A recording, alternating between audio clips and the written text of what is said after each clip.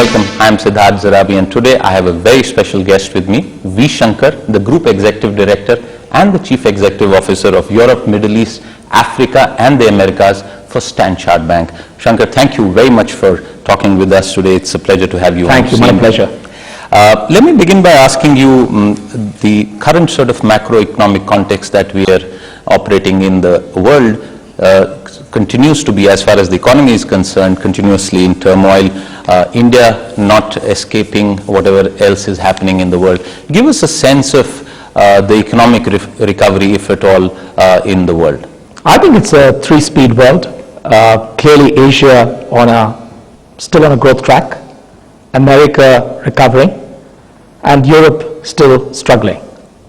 And to your point about India being caught up in this turmoil, no country is immune to it today. We are very much part of a globalized world and a globalized economy. So that's the positive and the negative of that.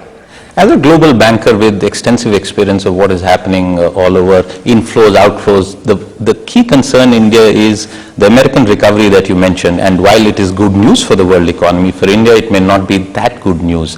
The fact that there is a sense, although that's sort of debatable, that ultimately the huge amount of easing that we saw in the Americas, in the United States, will be rolled back, and that's already playing out on stock market sentiment in India. What would you say to that debate? When the quantitative easing started, a lot of the emerging markets were complaining about that. They were complaining about the creation of an asset bubble, which was true. And now that the quantitative easing is being rolled back, there's complaint about a withdrawal of money. I think it's a given. With America recovering, the interest rates will go up, and dollar may strengthen, and money will come back home in chase of higher yields and better performance. This is what happens when you have true open capital markets. As far as FII investment is concerned, we've seen some efforts by the Indian government to boost FII investment, but we've also seen that despite whatever you do at home, factors like the one that you just mentioned actually drive sentiment. How would you position FII sentiment going forward? What are the key triggers that you see coming forth in their investment decisions? I think you can't drive a car just looking in front of your bonnet. You need to look 200, 300 yards in front of you, okay, and just not look just in front of the bonnet. I think your approach to attracting foreign investment is exactly the same thing. One is to get concerned about the short-term volatilities, which are a given today, but short-term volatilities are a given, and what you're saying is that they will continue to be so. They will continue to be so. Okay. You need to position yourself as an attractive investment destination for the future on a long-term, through the cycle basis. So it is about creating the right environment for foreign investors in terms of protection, in terms of rights, in terms of return, in terms of overall attractiveness. Okay. Your ability to come in and ability to exit. And that's what will drive, in the long run, foreign investment into any country. What's your sense of the efforts that have been made? The last budget in some ways was a watershed one for the Indian economy, and we've now seen the new administration, the new finance minister in some ways trying to clean up the slate. What's your sense of all the efforts that have been made so far? I think the last several months has been very good in terms of the finance minister's push, precisely exactly what you're talking about. Renewed vigor and enthusiasm in terms of making India attractive again.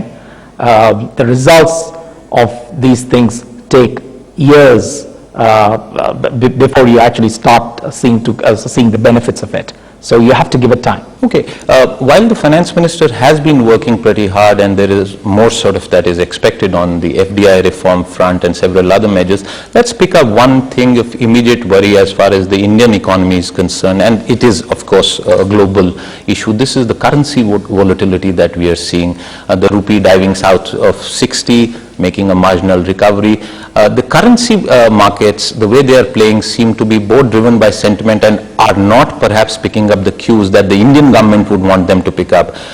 Do you agree with the play that is happening as far as the currency markets are concerned? I think currency markets are driven by sentiment, partially by economics, but also largely by flows. What we talked about with interest rates going up in America, money coming back home, that has got a significant impact on exchange rates. So it's multiple factors which play into the exchange rate equation. I don't think anybody in the world can claim to know every in and out of that. Okay. When you talk about inflows, and that is where the key hopes of the government lie, that a slew of FDI reforms, removal of caps will perhaps lead to inflows. I know you perhaps may not want to comment about specifics, but just to generally get your sense on expectations, if I were to ask you that about India easing foreign investment caps, foreign direct investment caps, because that is long-term investment, good investment for an economy like India, do you think there would be a positive response worldwide? Do you see or hear from companies that they are keen on India, or is the India story still a recovery that is yet to take place? The Indian story is intact. Long-term, India... You're perhaps the only one who is saying that. I'm not the only one. I mean, just look at the demographics of India, the youth, the consumer, the sheer demand that it's going to generate. This is a large domestic economy. On top of that, India is also quite competitive in a lot of areas when it comes to exports as well. So if you just look at the demographics, the industrialization, the urbanization, and the huge potential this country offers, longer term, you've got to believe in the attractiveness of India. Okay, when you say long-term potential, are there sectors that you think are worth investing in, that overseas investors would want to look at closely in the coming months? I wouldn't say coming months, but if you just take a through the cycle kind of view, a medium long-term view, the Indian consumer story is a big story, which has not yet been fully played. It is playing out. The manufacturing sector is another good story overall. IT, the usual suspects still remain intact. Infrastructure is going to be a big story because, as you know very well, India can add several percentage points to its GDP if we get our infrastructure right. That again provides huge opportunities for foreign investors. So I wouldn't say that is just this sector or that sector. The opportunities are quite wide and enormous. Okay. Retail, hospitality. Okay. You touched upon some crucial points, but when it comes to inbound investment, we are pretty much sort of looking at a longer term horizon. But let's talk about outbound investment. You were in fact in India, in New Delhi, for your first ever Africa Chairman's Conference being held there. And we know that as a banker, as a deal maker in the past, you have worked on some very large deals where Indian companies were going overseas.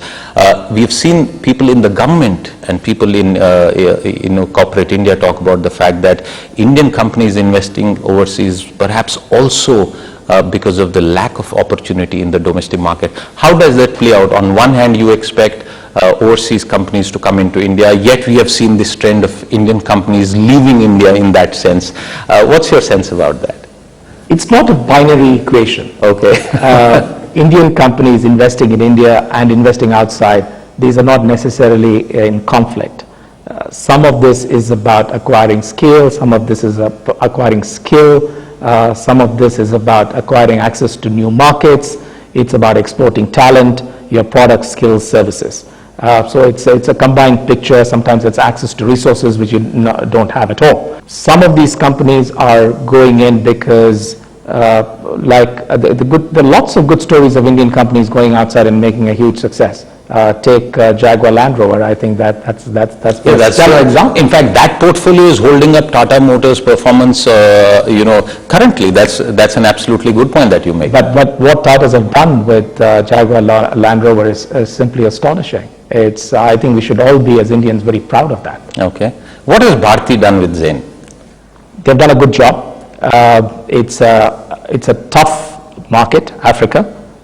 It was never going to be easy.